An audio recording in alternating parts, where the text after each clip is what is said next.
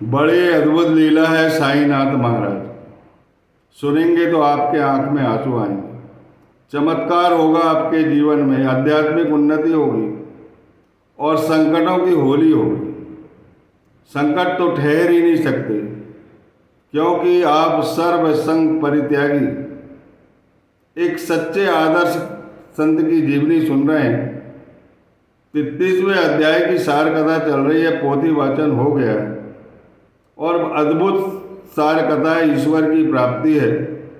और साईनाथ महाराज किस तरह अपने भक्तों की चिंता रखते, किस तरह कल्याण करते, किस तरह अपने भक्तों को बचाते, उनकी लीला है। लीला के द्वार पर मैं आपको प्रणाम करता हूँ। और साईनाथ महाराज एक चीज़ जरूर कहते थे, कोई किसी का भी भक्त, किसी भी आराध्य तत्व की आराधना करता हो, मुझे उससे परहेज नहीं। ये किसका भक्त है मुझे उससे लेना देना नहीं। यदि उसके मन में निर्मलता है, निर्मल गंगा बह रही, भेद की दीवार नहीं है जिसमें परस्पर प्रेम का जो बाधक होती है, भेद की दीवार जो हम आपस में प्रेम नहीं कर सकते, ऐसी मलिनता साईनाथ महाराज पसंद नहीं करते थे। चाहे कोई किसी की भी आराधना करते रहे निर्मल मन से, उसे साईनाथ महाराज अविलंब अपने पास बुलाकर उसकी आध्यात्मिक उन्नति करते हैं। साईनाथ महाराज की लीला देखिए, माधवराव देशपांडे जो है वो, उनकी लीला जो है हमेशा माधवराव देशपांडे ने देखा है, अगणित लीला है। वो द्वारका माई में बड़े विचलित थे, उनकी आंखें चंचलित थी, आंखें घूम रही थी, लाल लाल आंखें हो रही थी, क्रोधित हो रहे थे, बार बार दूनी के पास जा रहे थे, दीवार में हाथ पटक रहे थे। सामा ने बोला, देवा ये क्या हो रहा है? पर देवा मानने वाले कहाँ हैं? वो अपनी लीलाओं में ही लिप्त रहते हैं और जान जाते हैं लीलाओं के द्वारा कि कहाँ मेरा भक्त कष्ट में, संकट में है। उस संकट को दूर करने का वो प्रयास करते हैं। द्वारका माई के बाहर दौड़ने लगते, तब सामा पकड़ के लाता है, देवा ये क्या कर रहा है? लेकिन माधवराव देशपांडे अच्छी तरह समझ जाता है कि कोई ना कोई लीला है, कोई बात तो जरूर है जो साईनाथ महाराज के ऊपर गोचर हो रही है, क्योंकि ये ब्रह्मरस पीने वाला संत है, इसके अंदर मैं और तू का भेदभाव नहीं है। यदि कोई निर्मल मन से प्रेम करता है तो अपना सर्वस्व लुटाकर, सर्वस्व न्यौछावर करके उनकी अविलंब में सहायता करते हैं। साईनाथ महाराज कुछ देर बाद शांत हो जाते और अपने पेट पर हाथ फेर कर बोलते कि मेरे उदर में दर्द हो रहा है। तब सामा कहते कि मैं सोना मक्खी लाके दे देता हूं आपको। साईनाथ महाराज कहते कि सोना मक्खी की आवश्यकता नहीं है। सामा कहने लगते कि मैं कौजलगी माता को ले आता हूं, वह वृद्ध माता हमेशा आपके पेट का दर्द दूर करती है, पेट मलती है। लेकिन साईनाथ महाराज कहते कि मैं अपनी लीला से ठीक कर दूंगा। और लीला इस प्रकार है, जरा ध्यान से सुनिए, भक्तों के लिए कितना कष्ट उठाते साईनाथ महाराज। नाना साहब चांदोरकर, बाबा के परम भक्त, राजस्व के डिप्टी कलेक्टर, जामनेर में उनका निवास था। और उनकी जो पुत्री थी मैनाताई, वो प्रसव पीड़ा से व्याकुल थी। नाना साहब चांदोरकर ने घर में खूब खोजा कि ऊदी की पुड़िया नहीं, ये पीड़ा ऊदी से ही दूर होगी, उनका ऐसा विश्वास था। और इधर साईनाथ महाराज में जो विचलन हो रहा था, सब माधवराव देशपांडे ने देखा। माधवराव देशपांडे जान गए कि जरूर कोई ना कोई लीला है।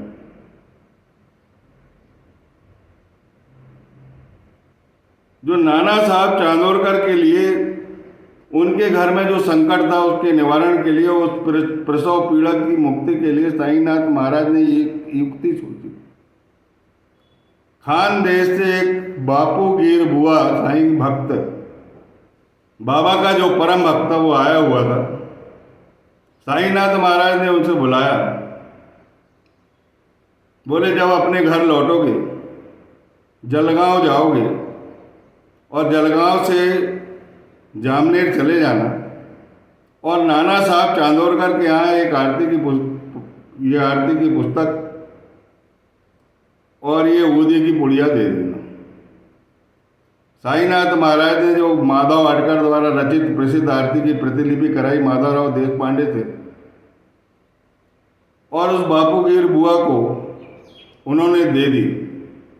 बापूगीर बुआ प्रेम से बोलने लगे कि मेरे पास जलगांव पहुंचने के लिए सिर्फ 2 रुपए हैं और मैं बड़ी कठिनाई से जलगांव तक पहुंचूंगा। वहां से जामनेर जाने के लिए मुझे परेशानी होगी। साईनाथ महाराज उससे प्रेम से बापूगीर बुआ को बापूगीर बुआ कहते थे। असली नाम उसका रामगीर बुआ था। साईनाथ महाराज जिससे प्रेम करने लगते उसका नाम स्वयं रखते, वो अजीब सा नाम रखते हैं और वो उनके हृदय से निकलता था।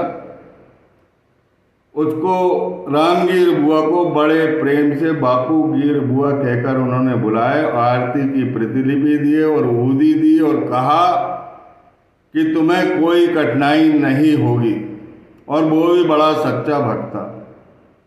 वह 6 बजे करीब मनमाड़ से बैठ जाता है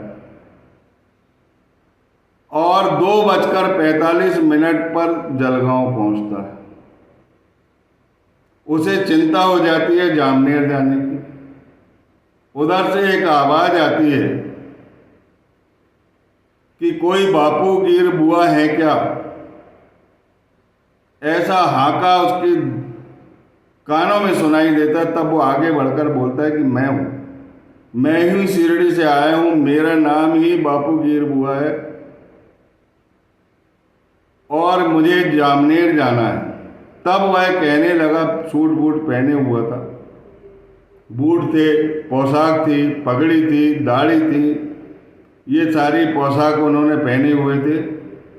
और वो कहने लगा कि नाना साहब चांदोरकर ने आपके लिए तांगा भेजा है, मैं आपको लेने के लिए आया हूँ। और उस समय जो है प्लेग निवारक का उपाय भी चल रहा था और वे दोनों तांगा में बैठ जाते हैं। बैठने के बाद बातें करते हैं। बोले थोड़ा रुक जाते हैं, उन्होंने जलपान भेजा है, थोड़ा सा स्वल्पाहार कर लीजिए।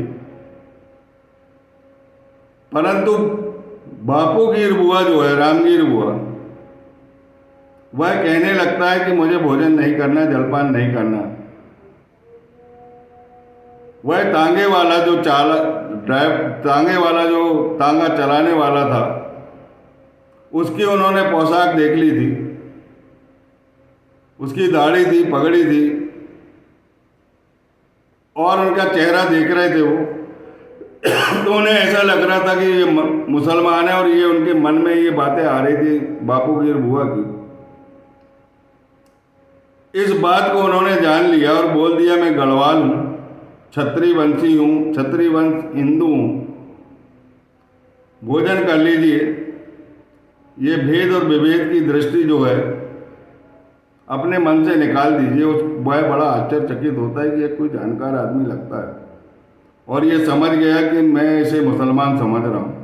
तब दोनों ने जलपान किया और जलपान करने के बाद ये वहाँ से निकले और सुबह सुबह जामनेर पहुँच जाते हैं। बापूगीर बुआ को लघुशंका लगी थी। लघुशंका करना उनके लिए अनिवार्य था। उन्होंने तांगे वाले को रोका कि आप यहीं रोकना, मैं थोड़ा लघुशंका करके आता हूँ। लघुशंका करने के लिए गए और लौट के देखे तो ना तो तांगे वाला था, ना तांगा था, ना उनके वो घोड़े थे। वह बड़ा आश्चर्यचकित हुआ और उसकी आंखें उस तांगे वाले को, उस तांगे को, उस घोड़े को देखने के लिए बड़ी लालसा थी। ये कैसा चमत्कार है, अभी थे और कहाँ चले गए। उसके बाद उन्होंने जानकारी लेकर नाना साहब चांदोरकर के यहाँ वो पहुँच जाते हैं और नाना साहब चांदोरकर को वो ऊदी की पुड़िया और आरती की किताब देते हैं। नाना साहब चांदोरकर उन्हें बैठने के लिए बोल देते हैं। ऊदी की पुड़िया घोलकर दी जाती है, आरती की जाती है। उतनी ही देर में उनकी प्रसव पीड़ा समाप्त हो जाती है और वो बच्चे को जन्म दे देती है और घर में प्रसन्नता का वातावरण हो जाता है। रामगीर बुआ, बापूगीर बुआ कहने लगते हैं कि आपने बड़ा अच्छा करा, जलगांव से मुझे यहाँ आने के लिए कोई साधन नहीं था, आपने तांगा भेज दिया, मुझे भूख लगी थी, भोजन भी भेज दिया, बड़ा उपकार किया आपने।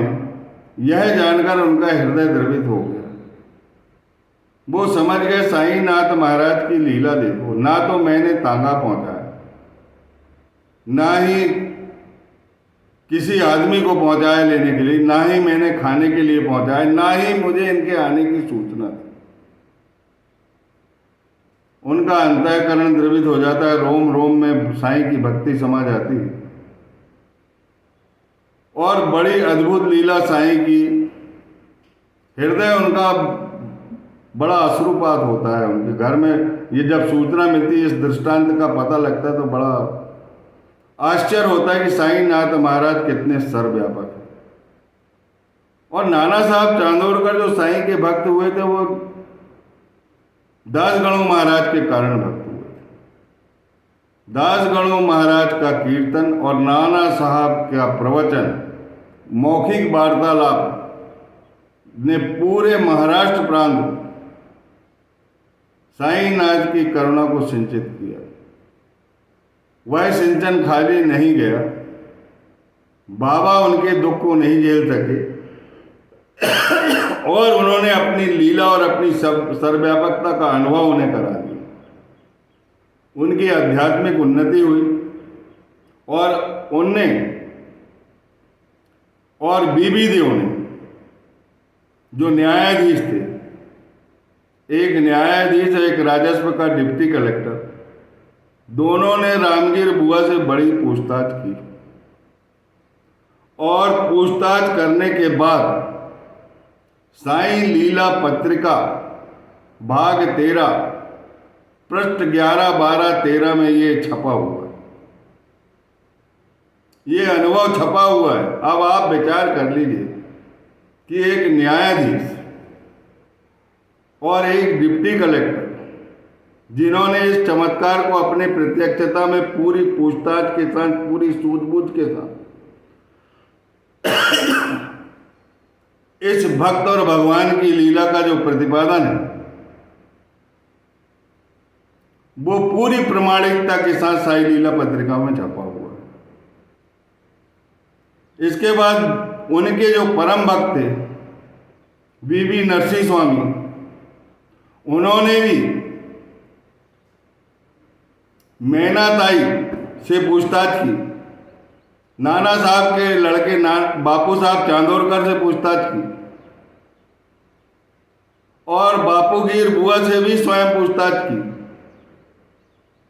और साईं लीला पत्रिका में मैनाताई द्वारा, मैनाताई का जो अनुभव है, वो भाग 5 और पृष्ठ 14 में, बापू साहब का भाग 20 और पृष्ठ 50 पे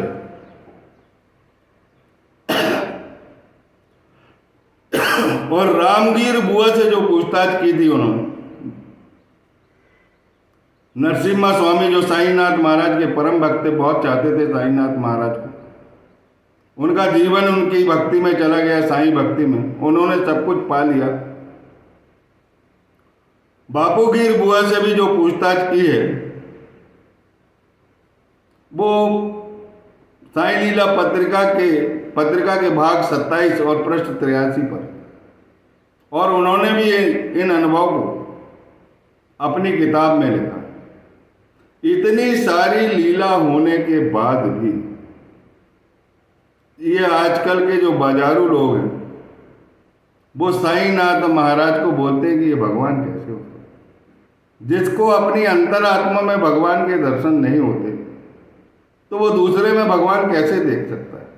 सबके अंदर भगवान है, लेकिन भगवान की अनुभूति जो है, तत्व ज्ञान जो है, वो करोड़ों जन्मों के बाद आता है, जन्म जन्मांतरों के बाद आता है। जन्म जन्मांतर तक सदगुरु इस अज्ञानता के आवरण को दूर करता है, इस बंधन को काटता है और फिर आत्मज्ञान कराता है। तब हमें लगता है कि हम स्वयं ईश्वर, उसे ही तत्वज्ञानी कहते हैं। और जब आदमी तत्वज्ञानी हो जाता है तो वो कहने लगता है कि ना तो मेरा जन्म होता है, ना मृत्यु होती है, मैं तो शरीर बदलता हूँ। लेकिन अज्ञानता के कारण एक दूसरे में हम भगवान नहीं देख सकते। और ये अज्ञानी लोग, बाजारू लोग साईनाथ महाराज के बारे में टिप्पणी करते रहे, उनका कुछ नहीं बिगड़ने वाला है। कली काल का संग साईनाथ महाराज के साथ नहीं है, इसलिए बिरले लोग ही उनकी पाठशाला ज्वाइन करेंगे। बापू गिर बुआ ने बड़े प्रेम से बताया कि साईनाथ महाराज की लीला तो देखो।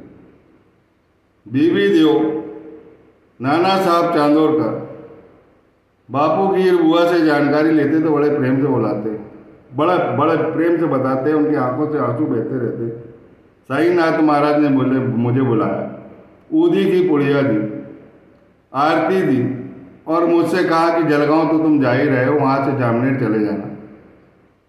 तब मैंने बोला कि मेरे पास पैसे नहीं हैं, मेरे पास जलगांव तक जाने के पैसे हैं।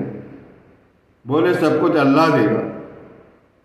और मैं वहाँ जाके देखता हूँ तो एक तांगा खड़ा था और मेरे लेने वाला भी खड़ा था, जिसकी पोशाक जो है मुसलमान जैसी थी, पगड़ी थी और बूट पहने हुआ था।